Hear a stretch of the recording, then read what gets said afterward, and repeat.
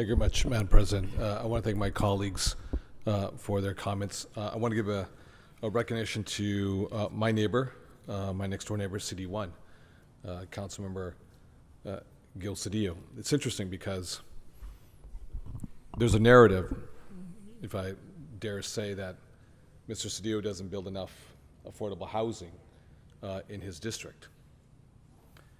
And when you look at the numbers, you actually see that he's actually built perhaps either the largest amount or one of the largest amounts. The largest amount in the city of LA. It's very interesting how some of the activists, how they approach, who are the champions and who are not, and based on real numbers. When you look at the data points, sort of the smoke and mirrors, if you will. What's real and what's theoretical and bumper sticker. What's a tweet and what's real and genuine, and you can measure it because you can touch and feel it, the stock, the volume that has been created. But we know collectively that's simply not enough with regards to our numbers or lack thereof in terms of inclusionary policy. We know that a lot of cities, a city and county, San Francisco, the city of San Jose, Pasadena, as well as Santa Monica, have a baseline threshold for inclusionary. We don't.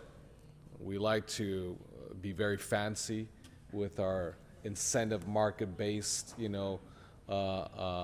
enticements that are so complicated, unelegant, that ultimately at the end of the day, they don't produce what we need. We have an oversupply of about roughly 40 to 41,000 units, market rate, luxury, and we have 41,000 people living on the streets today. So, it doesn't take a rocket scientist to figure this one out. I know for the DTLA 2040 plan, I know many council members throughout are going through their own updates of their own plans. I know in downtown LA, I have submitted Inclusionary. And it's been rather controversial with many folks in downtown, especially the City Central Association, CCA, to be very specific. But I'm trying to look at the outcomes that we all desire and work backwards. What are the results that we want? Inclusivity, diversity. I can tell you this, I love kombucha. It's an acquired taste. I love a good acai bowl and slow pour drip coffee. Yes, you do. But I don't like it at the expense of a family has been living there for generations who's been pushed out all of a sudden. I don't like that at all whatsoever. And that's happening throughout our community. We got to call it the way it is, colleagues. And the only way as the policymakers around this horseshoe is, and it's my hope that the housing department, and specifically Ann Sewell, you come back with a very ambitious number. We, the electeds, will figure out what that threshold should be and have a vote. I'm sure we'll have a very robust debate amongst ourselves, but that's okay. But we need that minimum threshold. We've heard Mr. Bodden say he needs inclusivity, or I should say inclusionary and inclusivity, and he's saying it, loudly and proudly. We're hearing it from Mr. Cedillo as well as others, what that minimum threshold is. We want economic development. We want construction. We want growth. We want that vertical. And I know my area, I can support it because I have an area that says, let's go vertical. Let's go as high as you can, up through the clouds.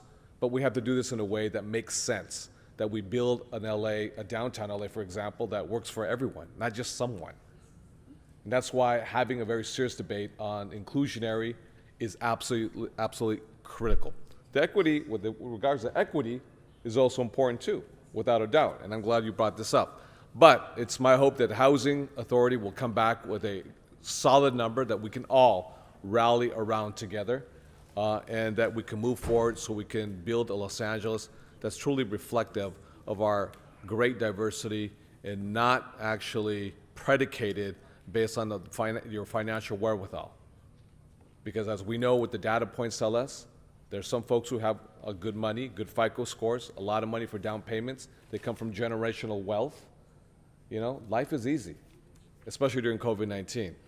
And we know for a lot of other folks, for a good 50%, 60, 70% of the city of LA, they were absolutely eviscerated because of this.